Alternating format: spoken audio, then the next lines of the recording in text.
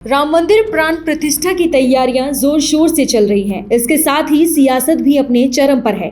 आए दिन अलग अलग राजनीतिक दलों के लोग इस पर अपना बयान देते हैं। इस बीच बागेश्वर धाम सरकार के पंडित धीरेन्द्र कृष्ण शास्त्री का भी बयान सामने आया है। उन्होंने AIMIM पार्टी अध्यक्ष और सांसद असदुद्दीन ओवैसी पर पलटवार किया है। दरअसल ओवैसी ने मुस्लिम युवकों से अपील की थी कि उन्हें मस्जिदों को आबाद रखना चाहिए। अब इस पर पंडित धीरेन्द्र शास्त्री ने कहा है कि ये ओवैसी का डर दिखाता है और भगवान करे कि उनका डर बरकरार रहे।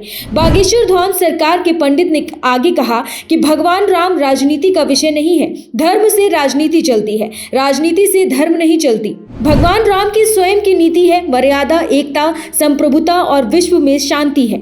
न्यूज एजेंसी ANI से बात करते हुए उन्होंने कहा कि असदुद्दीन ओवैसी के अंदर का डर बता रहा है कि वे कितने कमजोर हैं और कितने निर्दयी हैं। अगर हमें मस्जिदें तोड़कर मंदिरों को बनाना होता तो पुजारियों ने ही मस्जिदों की जगह मंदिर बना दिए होते। उन्होंने आगे कहा कि हमें मस्जिदों पर मंदिर नहीं बनाने हैं, जहाँ हमारे मंदिर थे वहाँ हमें मंदिरों के पुनर्निर्माण करवाने हैं। अब अगर उनका ये डर है तो भगवान करे कि उनका डर बरकरार रहे। बिल्कुल भी जाति विभेद नहीं, मूर्खतापूर्ण बातें हैं ये। और पहले तो उत्तर हम आपको ये दे देवे कि वहां पर अस्पताल वहीं पर क्यों बनना चाहिए। मस्जिदों पे बनवाओ, चर्चों पे बनवाओ, अस्पताल विद्यालय आपको बनाने, हम इनके विरोध में नहीं, पर ये हम सबकी आस्था का केंद्र है। सबकी आस्था है, सबकी आस्था है तो हम राम भक्तों की भी आस्था है। राम राजनीति का विषय नहीं है। धर्म से राजनीति चलती है, राजनीति से धर्म नहीं चलता।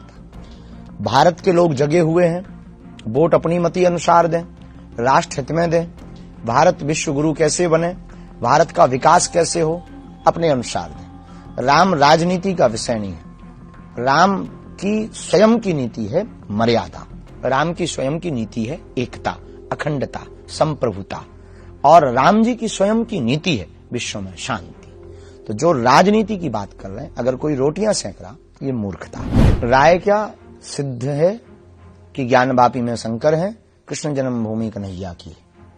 अब उसमें राय की बहुत ज्यादा आवश्यकता नहीं है। न्यायालय है इस देश में, न्याय प्रणाली है, और वर्तमान में मिल रही SI की रिसर्च में जो सबूत है, उससे यह निश्चित हो रहा है कि वहां पर सनातनियों का ही प्रभुत्व रहा, सनातनियों का ही मंदिर है, किसी अन्य मजहबियों का नहीं।